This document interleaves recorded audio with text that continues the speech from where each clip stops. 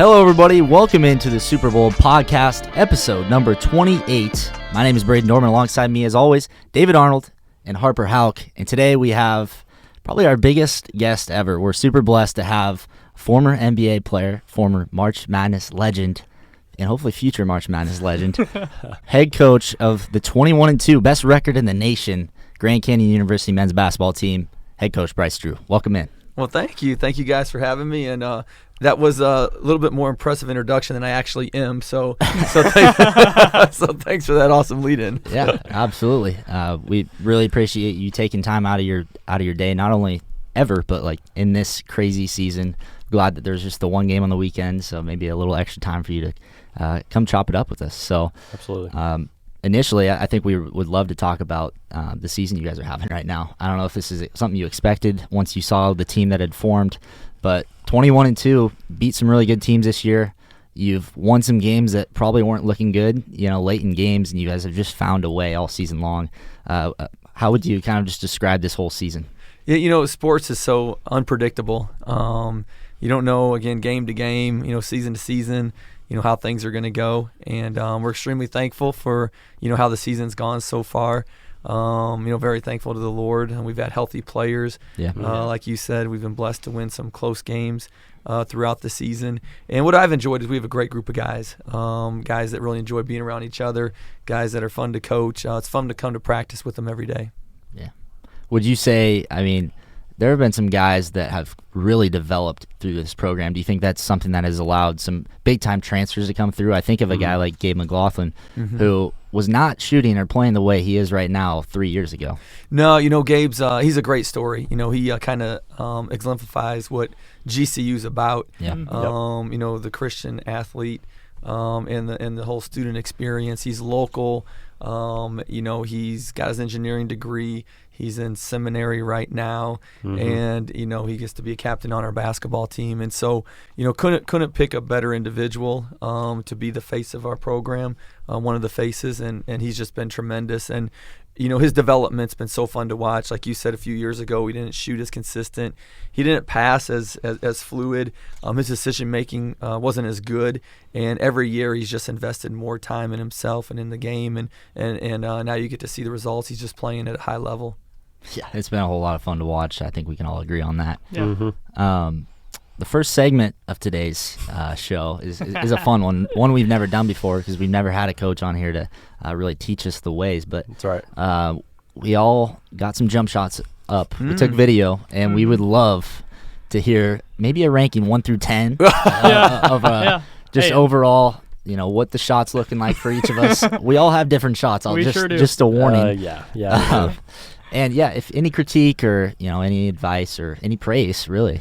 For sure. Let's get to the film. Let's roll it. And you can be brutally honest. So absolutely. We have two different angles for each of us. All right, wow, you guys. We're going to start off here with Braden. Yep, this one's me. All right, let's see what we got. Okay, not bad. I like the follow through. The form was good. Yep.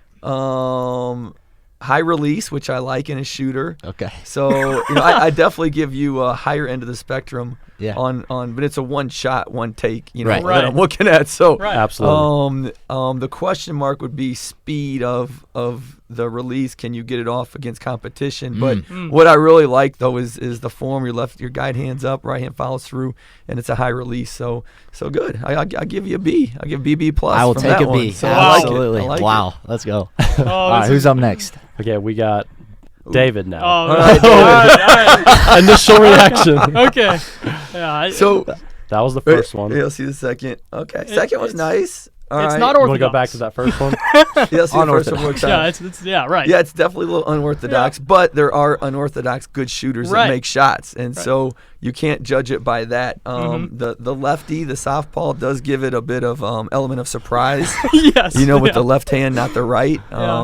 Catches you off guard, so that is an advantage to you.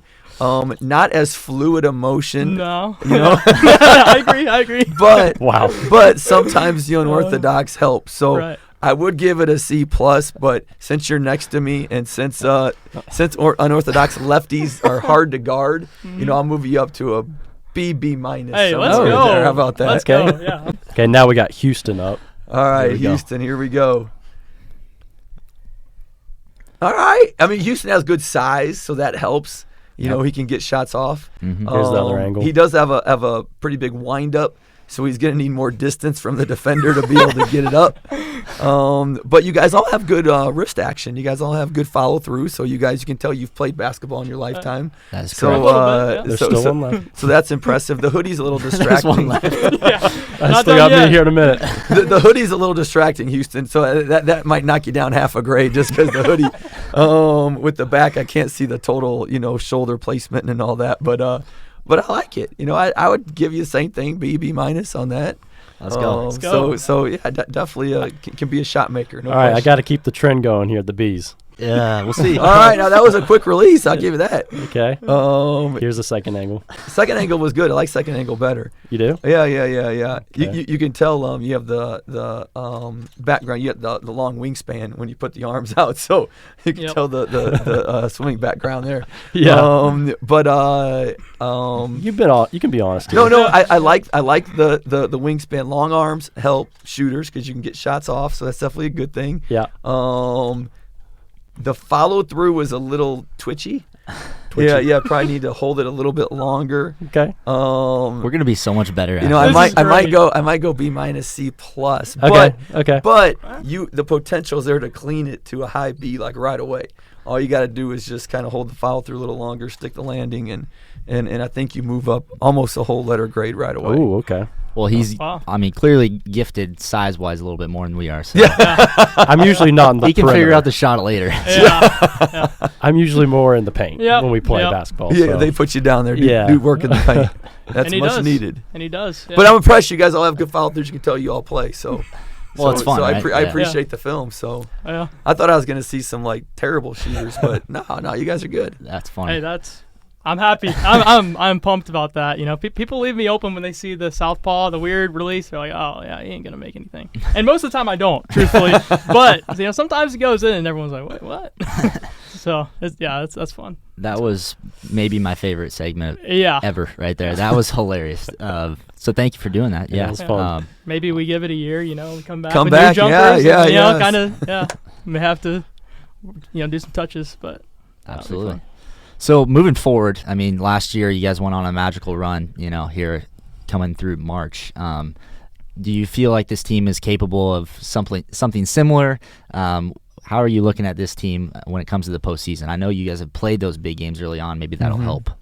We've really approached it one game at a time. I know it's cliche in sports, but it's so true and so factual. We need to get better each and every day to get toward to that goal in March, and that was the approach we had last year.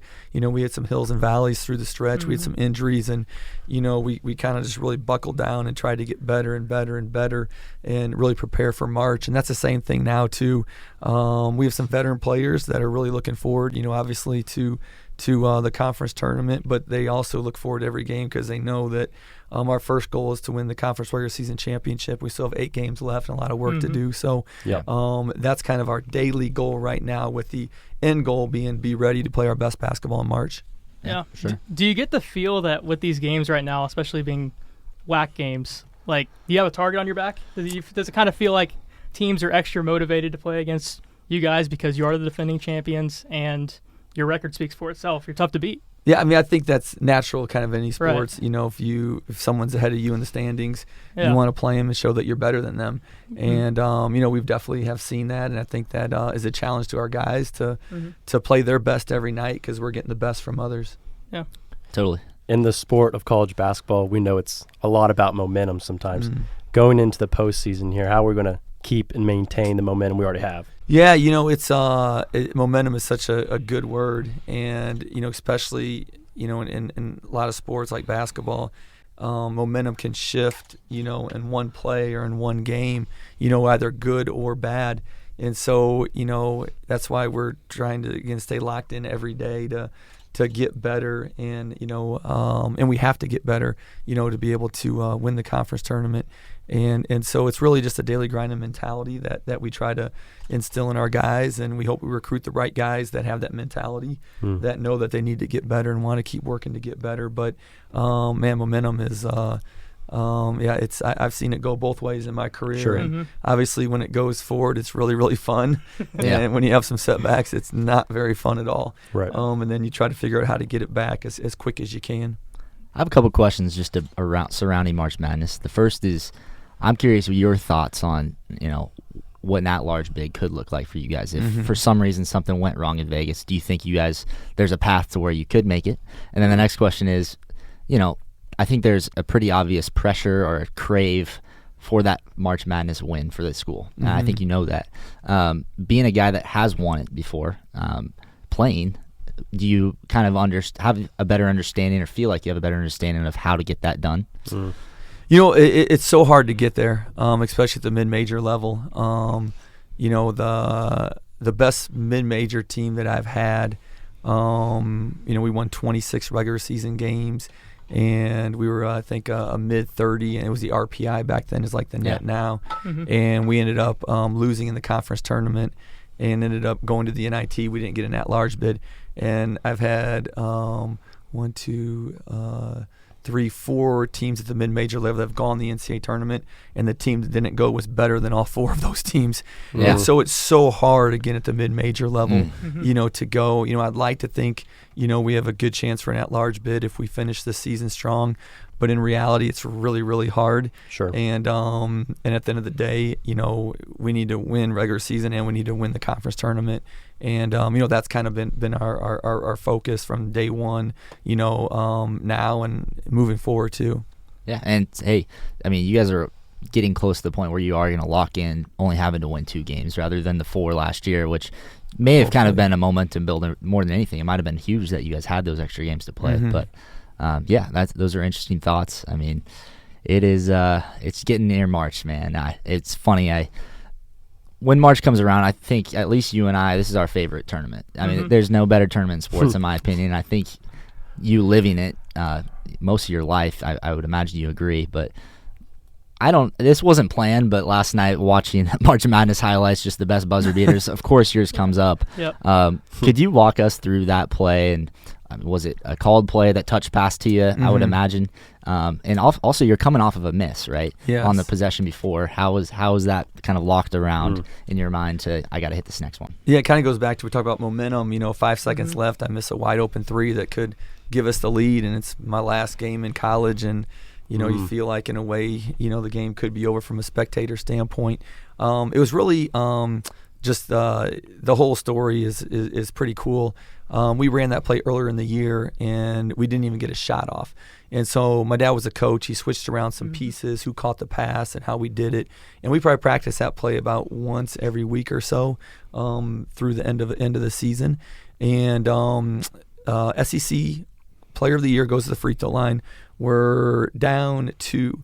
He misses the first one, okay? Right. So then we call a play that we're going to run. He misses the second one. It gets tipped out of bounds. Time goes off the clock, so we change the play that we're going to run right then. So, I mean, you have so many events happening. And, when I missed the shot with 5 seconds left, there was really, I really had a peace. And I remember I'd read a Bible verse, about God's peace that transcends all understanding. I really had a peace just in that moment.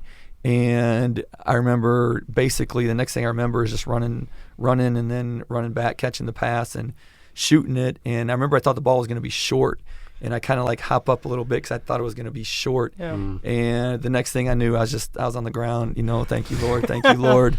And, guys are piling on me. And the funny thing is I went back, a time later, and I watched the film in slower motion. And if you watch it, the ball skids the front of the rim and then goes in.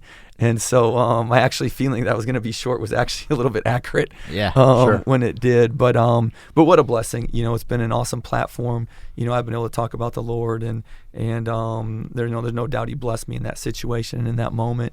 And I want to give Him the glory in it. Totally.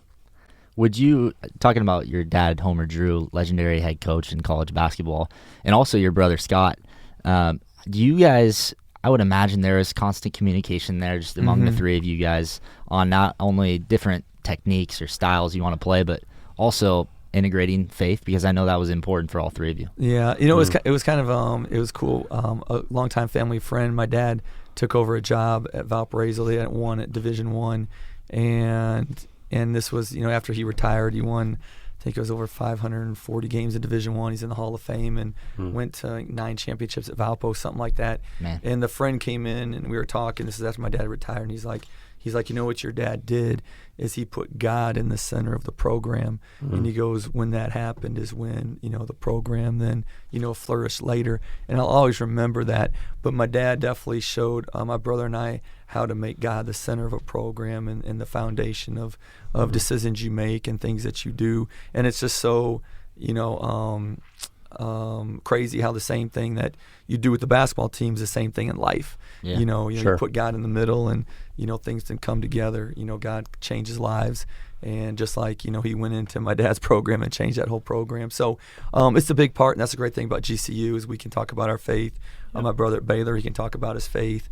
We can pray with our team and not have to look over our shoulder. So it's such a blessing to be able to have that, because a lot of people don't. Unfortunately, they can't do that. Can't do those things.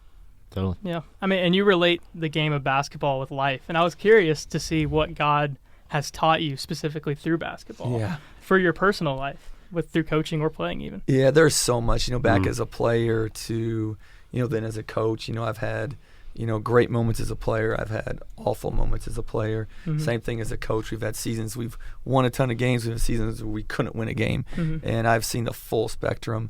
And so, the one thing is just, that the Lord's love for me, is constant. And whether I win or lose, my goal needs to be to serve him and, play or coach for an audience of one. And so, obviously it's a lot easier said than done, but it's something that I have to try to be consistent with and make sure he's always the main focus. Totally. As you moved along in your career, drafted 16th overall to the Rockets, I believe. That's a whole nother league, obviously, but like it's a whole nother life, right? Yeah. We've heard a little bit about this story, but I'd love for you to kind of touch on it more. Just really how your faith was challenged as you moved to the NBA in a more secular league. Really, I know it's probably gotten worse since you've been in it, but that's a whole nother discussion. If you could get into that. Yeah, I really, grateful, thankful, thank the Lord. I had Christian people around me, mentors, family members, friends, that really helped me walk, that path during the NBA. Obviously it's a lot of travel. It's a lot of things thrown at you in a short amount of time. And, one thing, the Lord always blessed me with was someone in the town I was in. It was either a pastor or a team chaplain, someone that really took to me and helped me and was there.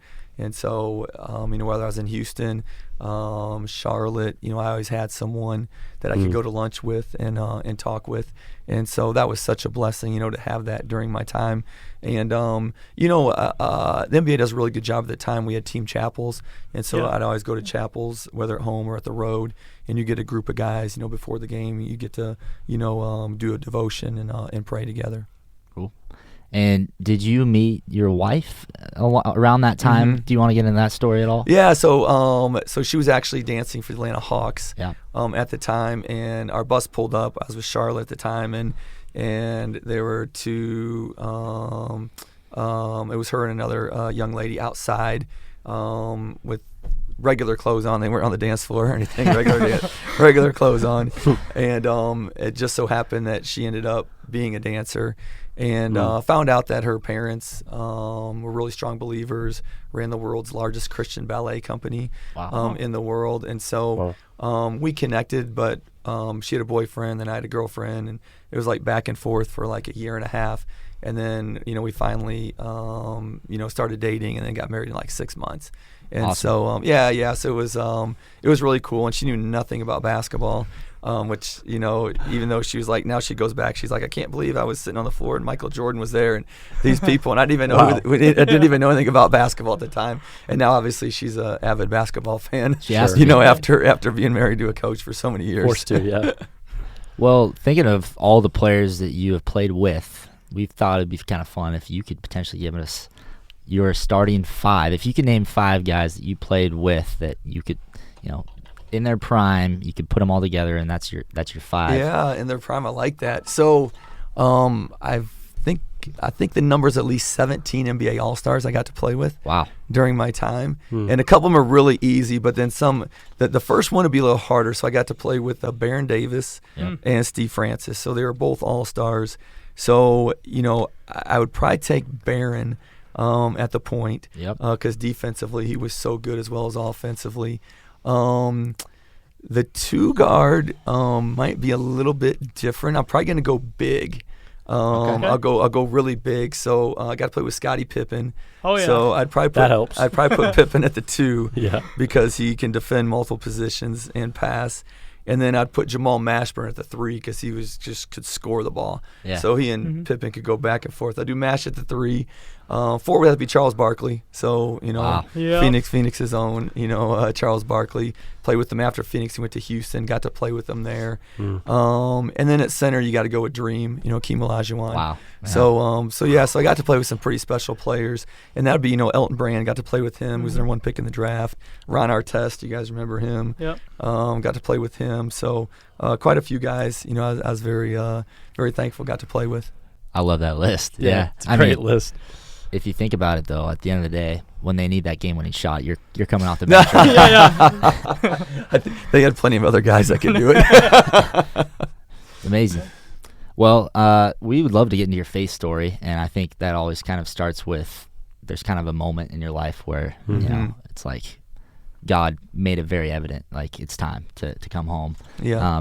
For you, could we ask when that was and the situations that surrounded it? Yeah, very, very thankful. Grew up in a Christian family, so parents that took me to church.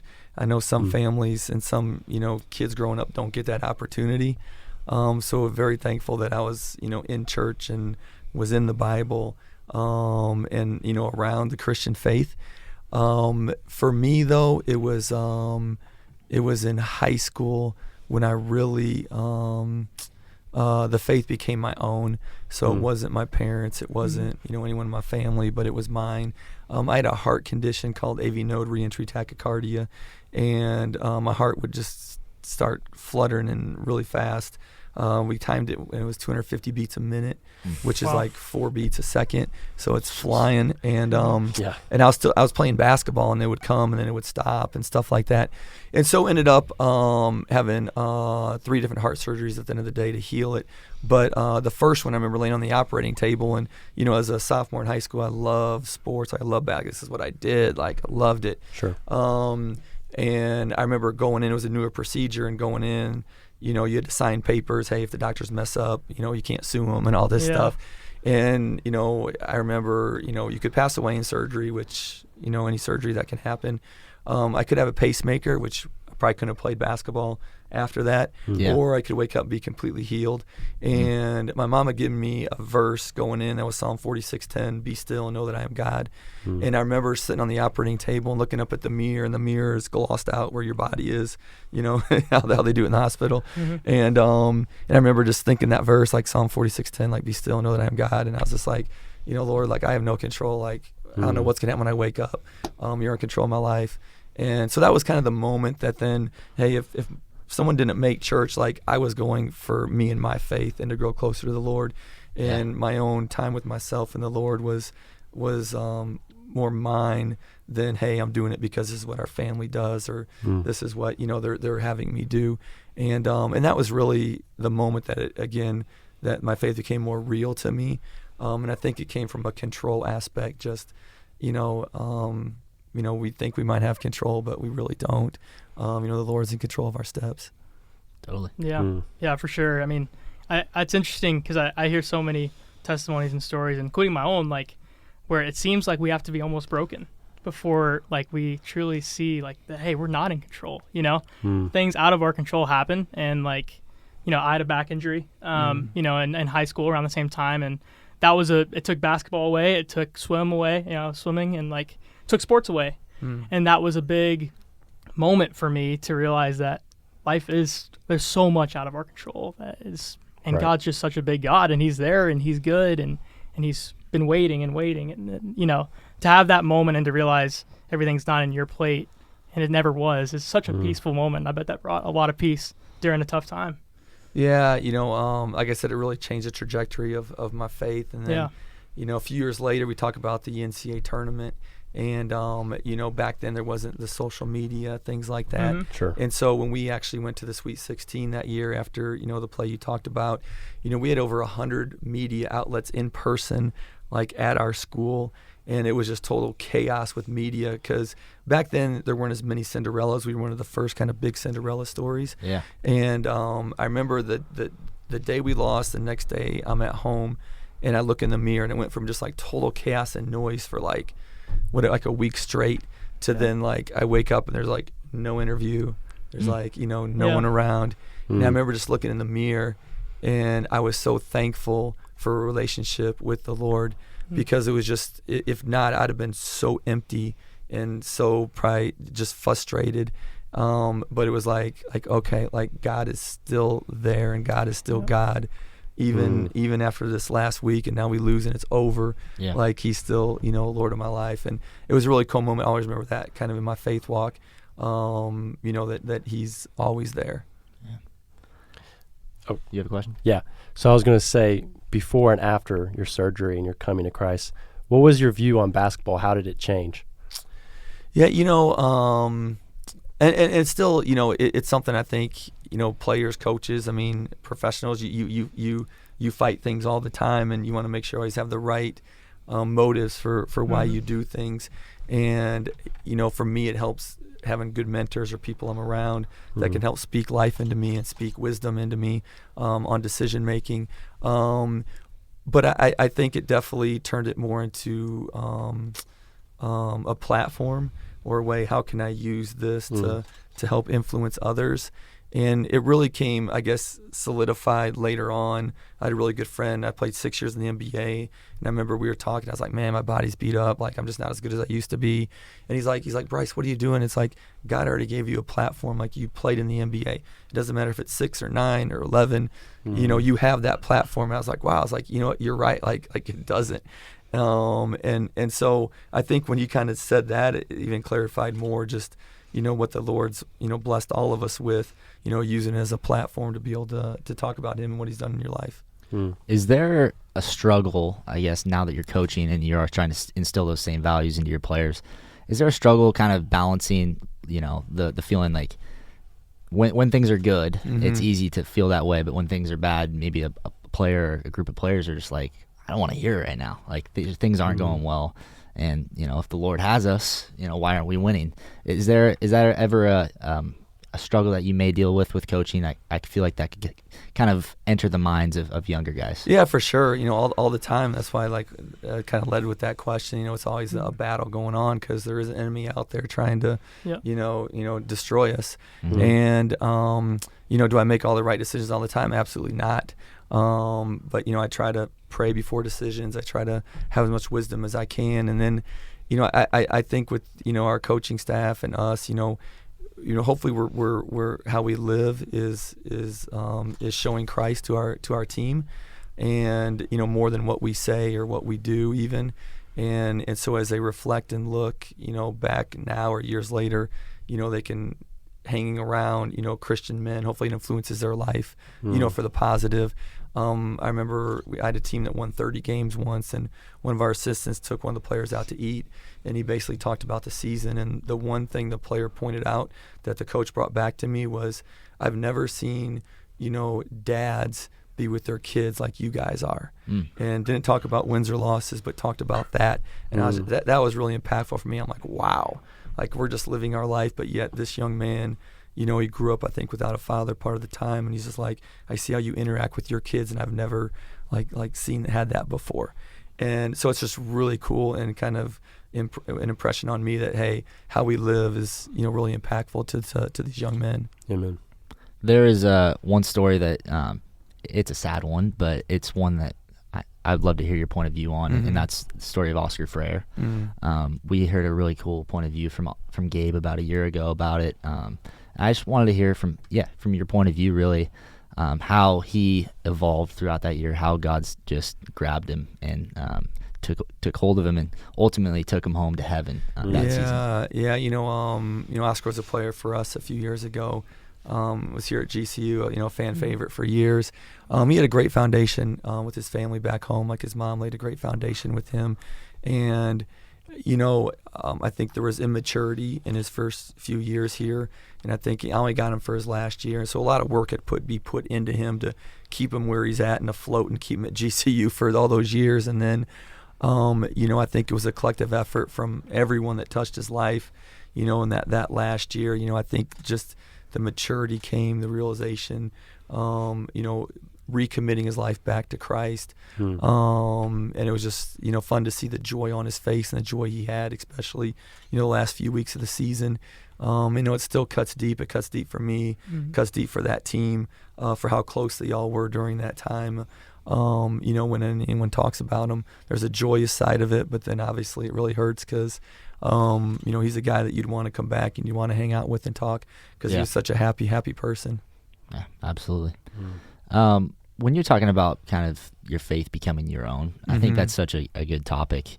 And it's so true because I think all of our lives at some point we were kind of just living through and, nodding our head to our parents and I agree with what you're saying, but that personal relationship was never there. With your kids, I'm curious how now that you've walked that walk, how you are parenting in that way and trying to allow them to find the Lord on their own. Yeah, I just have a 9-year-old, so he's a little young.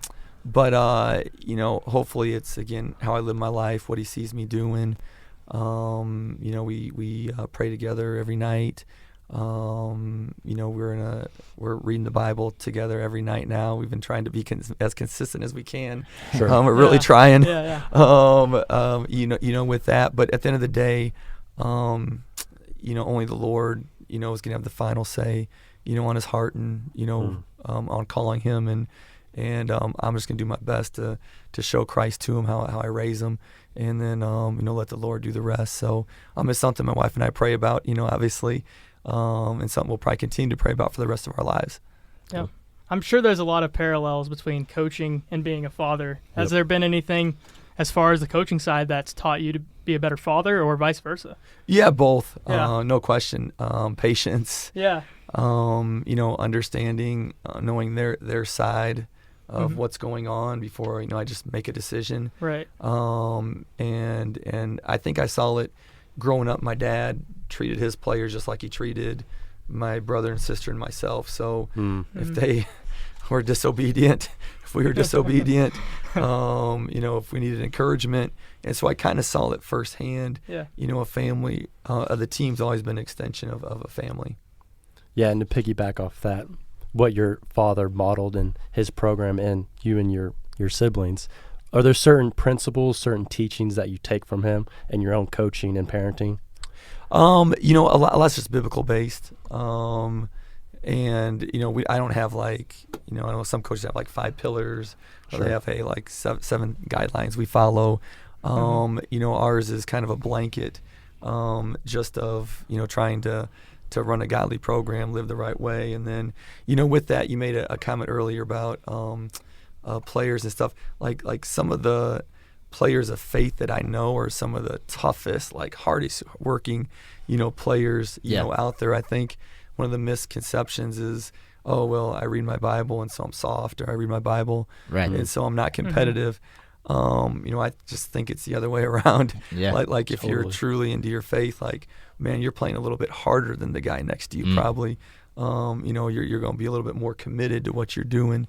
And so, with all those principles, I coach that way. I want our guys to be committed. I want them to play hard. I want them to be tough, because that's what the rules of the game, are, that we're doing. And the Lord wants us to be the best at what we're doing, be the best that we can at it to serve him. So just using some of those principles, with our guys. Without touching on specifics, because I don't want you to give up your game plans or anything, but there have been some rough first halves with your teams, and they tend to come out firing in the second half. What are you telling them? If you could keep it, you could say whatever you want here, but I'm just curious if there is something that you feel like helps you get across to your players in halftime? Yeah, I mean, I wish I could tell you, man, there's this phrase that I use every time, and it changes everything. Yeah. Sure. But unfortunately, it's not. It's more, I think, just the makeup of the team and the ebbs and flows of the games and how they play and when they have really good stretches. And so, we try to do some tactician stuff, obviously, at half, make some adjustments, whether it's offensively or defensively. Mm-hmm. At the end of the day, though, it's up to them going out and making it happen. I've always said, players make plays, and our job is just to put them in those situations, and then, they have to go do it. And, thankfully, at the right time, they stepped up and they made those plays. You coached and played, at a school that your family was a big part of, and then you went to an SEC school, which had to have been surreal. Now being at GCU, how different is that experience, and how much of a blessing does it feel like to be coaching this team each and every day? Yeah, I mean, we love it here. My wife, my son, it's a blessing to be here. We had a really tough experience. We had an injury, and then, couldn't win, and it was really a tough time. Sure. And then, after that, I think I became a much better coach, a better leader, saw things a little bit differently. And, being here, we've got great support from the fans, great support from our administration. Mm-hmm. And, the program is built to win here. And that's something we just really gravitated to. I mean, I'll tell you firsthand, I've been a recipient of that. I mean, they care so much about this team and, Mm-hmm. building this program. I mean, I've gotten to go to Indiana, watch that was my freshman year. So we've always talked about how your record is our record, right? Yeah. we came in at the same time you did. Yeah. So, I love it. Yep. Yeah, so, got to go to Indiana. We were both in Denver last year. Mhm. Went to Liberty earlier this year. It's just so cool, the opportunities that they've allowed fans to Super come to those cool. games. Speaking of those fans, the Havocs, how much of an impact does that make for you guys at home? I mean, it is truly one of a kind. Yeah, I mean, if you go back and probably look at the winning percentages since the Havocs were created, a lot of those percents, is very helpful to the noise in there Mhm. and the energy that they bring. There's no question our guys played better. The louder they are, the more into the game, the Havocs are.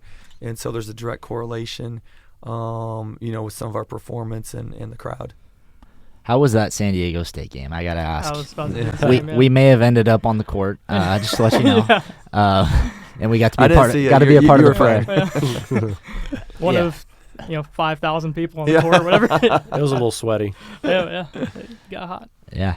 How big was that win for the program, and just being able to finally say, all right, we did this. This is just one check mark off, probably a lot of goals, but how did that feel? Yeah, I was really, I think a lot what you said, there were people before us, before any of us were here, that have been investing into GCU basketball, waiting kind of for a day where GCU beats a ranked opponent. And, to be on our home floor in front of our home fans, to be on national TV, again, get your first win against a ranked team. I think it was a win, not just for our team. That was a win kind of for the whole GCU community and family, just for everything that's been putting in over the last, decade or so of Division I. And so, or the lead up to it. And so I think it's just a really cool moment for everybody. It sure was. I mean, that was one of the more fun games, I'd say, for the three of us at least, just being a part of that crowd. Yeah, definitely. It felt just surreal. Like, I mean, everybody in unison, wide out. Like, you can't experience the Havocs unless you're there. Like Bryce, I'm sure you feel the same way. It's like when you don't, you may hear about it, and it's like, yeah, but being there is, I think, the greatest home court advantage in all of college basketball, and I would assume you'd agree with that. Yeah, no, Yeah. It especially like I said, when our team's playing well and they're rocking and we're rocking back and forth, and it's super fun to be in. And like you said, I don't think TV, it does it somewhat, but not the justice totally until you're there in person. Yeah, not fully. I mean, I remember at the end of the second half, people were slowly starting to come down the stands. You knew we were going to rush the court. You could just feel people pushing you on your back. That was funny and a little scary. Oh yeah. Oh, it yeah. was a little scary. I'll admit that too. Yeah. I just hid behind the big dog to my right here. Smart. I think of like a Mark Few and Gonzaga kind of building up what they call a mid-major, but kind of become a blue blood powerhouse team. I'm just curious, and you can answer this however you like. Is that something that you kind of look at? I know we've kind of, as a school, we've tried to use that Gonzaga model without a football team. Like, this is the focus. Is this somewhere that you feel like you can call home for a while? Again, we love it here, and we love being here. We love coaching here. We love the student life here. It's just spectacular. Yeah. Yeah, I mean, we'd love to be here, for a long time. It's been a awesome 3.5 years so far. Hopefully we can continue this year strong. Yeah. And finish strong. But it's really hard to find schools of faith. Yeah. Absolutely. And especially schools of faith that have basketball that are good and want to be good. Right. And Sure. so I've been here since my 4th year, and it feels about like a year and a half. It's just gone so fast. Yeah. And I think that's a good sign. It means that we're having fun, enjoying what we're doing. I think the three of us could probably all agree that there was a certain ounce of like the college decision for us that was like, all right, where's that college football team that we get to root for on Saturdays? Yeah. Right? Yeah. Like, I'm sure you would have loved to stay at Tennessee. I'm sure you considered it. Mhm. And for me, I was like, all right, what school am I going to go to? And ended up here by God's grace, right? And who knew that we'd be getting the student section experience that we get to and rooting on the athletes that we get to root on. It's something special. Yeah. Yeah, totally. And the fact that we don't have a football team actually makes it a little easier for you and I, David. So we don't have to choose between the teams. Right. Yeah. Get to focus solely on basketball. So Yeah, but GCU for life now for basketball, man. It's y'all got us hooked for sure. So. yeah. I mean, really an alumni being built right now, or an alumni body being built. I think there's always been that student section, but I think you've probably been able to see this year just the crowds that have come each home game. And winning helps, but would you say just like the overall crowd, even on the road, has just been, you can kind of see how this program is building? No question. It's been awesome on the road to have a group of GCU people really loud. We just took some season ticket holders to our last road trip, and it's by far the most we've had in our years here. And so it's really neat just to see. Again, the campus has always been tight-knit and very family-oriented, but it's really neat to see it expanding and going more even into the city of Phoenix and even around the country. Yeah. Any other questions you guys have? I got one more, but I'm just curious. So kind of going back to this season, I want to hear kind of maybe a key for the rest of the year. You got 8 games, and then that's where the money is, right? The tournament, and then hopefully another tournament, the big dance. So what's kind of a key that you guys are focusing on? I know you talked about one game at a time.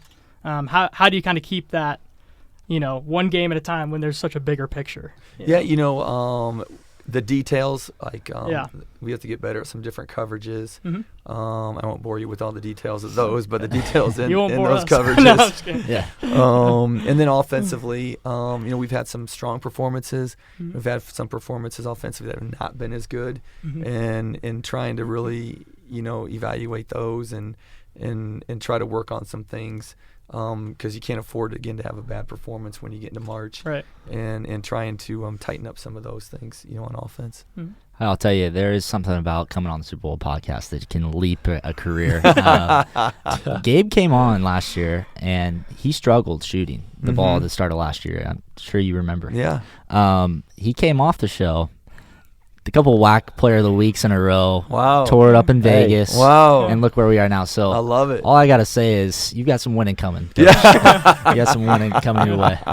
I got a question here. Yeah. So when I was prepping for the episode, I came across something in my research. You had a one-on-one against Jason Williams. Is that right? Yes. Can you talk a little bit more about that matchup?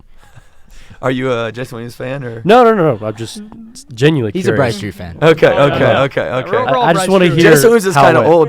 Do you guys know who Jason Williams is? Oh, yeah. or Yeah. not? Okay, Oh, you yeah. guys are all familiar. Okay. Yeah. White Yeah. chocolate. Yeah. So in the draft, Orlando was going to take a guard, and so we worked out. I think both of us worked out with them, and then the day before the draft, they brought both of us back in together to work out, and then they had 3 picks or something like that, and so I got to play against them and everything, and He had the best crossover. He and Iverson probably the two best crossovers that I've ever played against.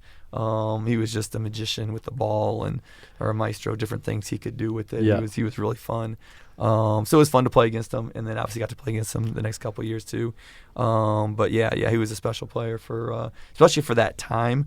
I can't imagine if he was playing now, because now the game is so much more open, Right. and all the crazy behind the back passes he would throw and everything with the space he had now. I mean, he'd be really fun to watch now. Mm-hmm. Totally. Well, my last question is just, you're still so young, Coach. You still got a lot of your career to come. I think you hope so, at least. And Yes. how do you want to be remembered as a coach, as a player, as a man of God? I guess encapsulating all of it. How do you want to be remembered? Yeah, I guess I really don't want to. I don't really focus on what other people think of me. I guess my more focus is, like the Lord, like am I doing what the Lord wants me to do? Am I serving Him? Am I using what He's given me to the fullest? Am I where He wants me to be at in my life at that particular time? And so I look at more, I think, internally that way than, hey, what others think. Now, obviously, if I go to like my son, others, I mean, obviously I like them to see, a man of God. That'd be the top thing, more than an NBA player, more than a coach, all of that. And hopefully, I can raise my son in the way that God wants me to raise him. So, yeah, that's kind of it in a nutshell. Yeah, you still answered it there. I mean, that's awesome. And I think that's a great reminder for all of us. Whatever we may be pursuing, the only thing that stands true over time is the kingdom of God. Mm-hmm. He's the same yesterday, today, and forever. And we could use our whole life pursuing certain accolades or accomplishments, but at the end of the day, He's the only one that's going to be remembered. Right. It's like, I mean, everything else in life will eventually fade away, and in this life, and all that matters is hearing those words, good job, my faithful servant, right? Yeah. Hearing those words, and that's what motivates me. That's what drives me. And man, it's to be able to spend eternity with our Father is going to be incredible. But just realizing, it's like there's the worldly battle, and then there's the heavenly battle, right? Of, there's a lot of really cool things that even like with this podcast that we're doing, right? But just remembering who we're doing it for, why we're doing it. That's what really matters. And so, just audience of one. I think that's a beautiful answer as well. Like, I think athletes, whether they want it or not, may initially be remembered for what they did on the field or the court or whatever it may be. Then it's like that battle to find a way for them to look to the Lord when they think of them. And I think they're all capable of it, and I think you do a great job at that. And I know that'll be a journey for the rest of your career. So keep doing what you're doing. Like we see it, and I know that our viewers do as well. Well, thank you. Thank you guys. You guys do awesome jobs. So it's great being on, and hopefully, like Gabe propelled, hopefully we're going to keep propelling. Exactly. Exactly. Let's go. Amen. Well, thank you for taking time out of your day during this busy season. A lot of winning to come, and we're really excited to do it, to see it, and well, thank you for all the winning that you've provided us in our college careers. A lot of good memories. We're blessed. It's been a lot of fun. So, thanks so much for coming on. Thank you to all the viewers for watching this at home. Hopefully, you guys enjoyed this one as much as we did. But that will wrap up episode number 28 of the Super Bowl podcast. We'll see you next time. We love y'all.